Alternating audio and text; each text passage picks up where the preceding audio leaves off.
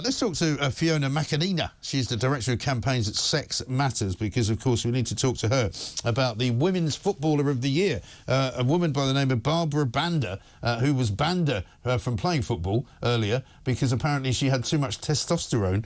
She's not quite not a woman, but she's not quite a woman either, it seems. A bit confusing. Fiona, very good morning to you. Good morning. I mean, the BBC continues to find ways to annoy people, doesn't it? And, you know, they could have given this award to almost any female footballer, but they decided to give it to this particular female footballer who's controversially been banned from playing football as a woman because she's got too much testosterone in her system. I think it's worth explaining what this is about.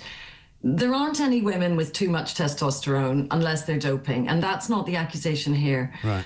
What seems to be the case, or maybe the case, is that there are males with a disorder of sex development who are registered female when they're born, right, because that's what they look like, and then later in life they go through full puberty, they have internal testes, they have full male advantage in sport, and that's clearly very unfair. Right. That was the so case. Is that the case with Barbra Banda then? We don't know.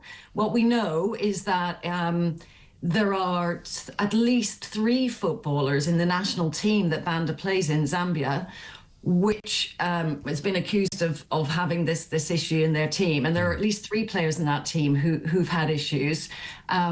And Banda was apparently withdrawn from the African Cup of Nations for women a couple of years ago because there were going to be sex tests. Yes. So people generally don't know what an individual's circumstances are, but really people forget too that, you know, if you're playing in women's football, the onus is on you to prove that you're eligible. And if you won't take a test, we can read what we like into that. Right. And does this also harken back to the boxing sort of situation back at the Olympics, where an individual who was thought to have been, I think, as you described it, you know, assigned as a woman at birth, but in fact wasn't really a woman? Yeah, well, again, same thing is believed about those 2 boxers, the Algerian Khalif and the Taiwanese boxer. And again, people say that's terrible. Why shine a spotlight on these poor women? Well, I'd say if you want to compete at the highest levels, if you want Olympic medals and you want, in this case, a recognition as an outstanding female footballer, the onus is on you to take a simple cheek swab test that says, yes, I qualify, I'm female. And in all of those cases, these people have avoided the test. In the case of the boxers, it's been widely reported, that they failed those tests. So, you know, for the BBC to choose someone like that really is, you know, a little bit of a kick in the teeth for women. There are so many talented women playing football. They could have stayed away from this. And you have to assume as well that the people who, particularly athletes who get themselves involved in you know, high-level elite athletics, whether it's boxing or running or playing football, you know, they're doing it for the money, aren't they? They're doing it for a reason which is other than just, you know, the joy of the sport, because they're becoming successful and they're becoming rich as a result.